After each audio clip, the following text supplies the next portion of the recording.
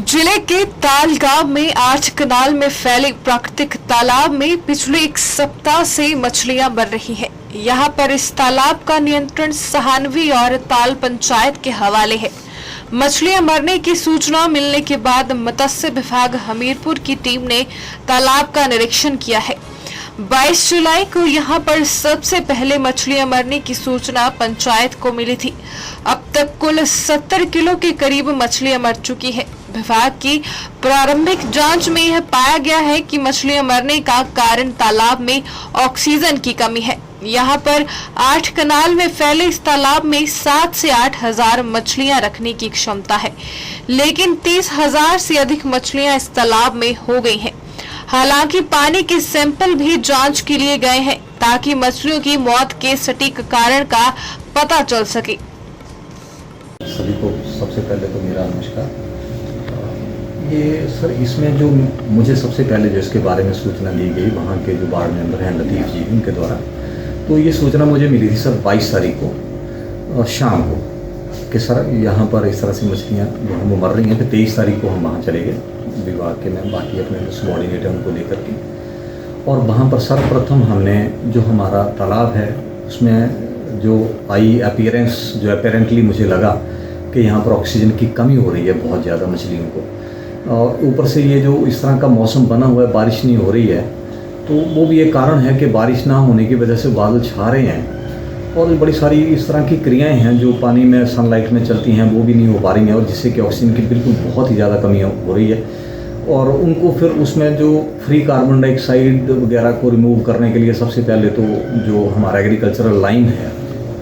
उसको अप्लाई किया गया, और उसके बाद द नेक्स्ट डे उसके चारों तरफ पोटाशियम परमैंगानेट की जो स्प्रे थी वो करवाई गई, और तालाब के पानी में भी पोटाशियम परमैंगानेट जो तो उसका छिड़काव किया गया ताकि किसी तरह की कोई इन्फेक्शन या कोई इस तरह की चीज़ें ना फैलें। और जो मछलियां वहाँ पर मरी थी उनको प्रॉपर सही तरीके से कलेक्ट करवा करके उनके ऊपर फिनाइल और नमक डाल करके उनको दफन किया गया, सो दैट कि किसी तरह की कोई बीमारी जो है वो इलाका वासियों में या कहीं उसके नज़दीक जो ना फैले। उसके बाद सर ये 23 तारीख के बाद सिचुएशन कंट्रोल में रही है बिल्कुल, और फिर पिछले कल दोबारा से वहाँ पर कुछ जो मृत्यु दर है वो पाई गई, तो जिसका निवारण आज मैं पर्सनली आज 31 तारीख को मैं वहाँ पर गया था और मैं अभी वहाँ से आया हूँ, तो सारा वो सैनिटाइज़ करवा करके दोबारा से उसमें अब जो है वो मृत्यु दर जो वो अंकुश है उसके ऊपर पूरी तरह से कंट्रोल में। लेकिन लोगों से मैंने पहले भी अपील की थी कि आप इसमें जो मछलियों को खाने के लिए डाल रहे हैं प्लीज़ उसको जब तक अच्छी बारिश नहीं हो जाती है तब तक ना डालें, या मौसम थोड़ा सा ठंडा ना हो जाए तब तक ना डालें, क्योंकि ऐसा होता है कि जितना भी हम भोजन डाल रहे हैं वो सारे का सारा कंज्यूम नहीं कर लिया जाएगा, कुछ उसमें जो है वो रेजिड्यूल नीचे रह जाएगा। अब जब वो बॉटम पे रहेगा तो वहाँ पर बड़ी सारी हायर टेम्परेचर में बड़ी सारी इस तरह की रिएक्शंस हैं वो स्टार्ट हो जाती हैं, और जो हमारा फूड है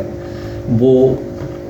हम सारा प्रोटीन फूड है तो वो अमोनिया में ब्रेक डाउन होना स्टार्ट हो जाता है। अब इस तरह के मौसम में ऑक्सीजन इतनी ज़्यादा ऑक्सीजनेशन उसकी नहीं हो पा रही है, तो जो अमोनिया है उसका लेवल उसमें बढ़ रहा है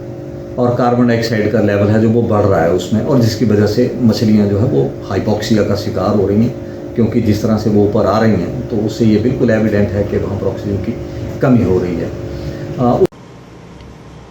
दिव्य हिमाचल टीवी के लिए हमीरपुर से सुरेंद्र ठाकुर की रिपोर्ट।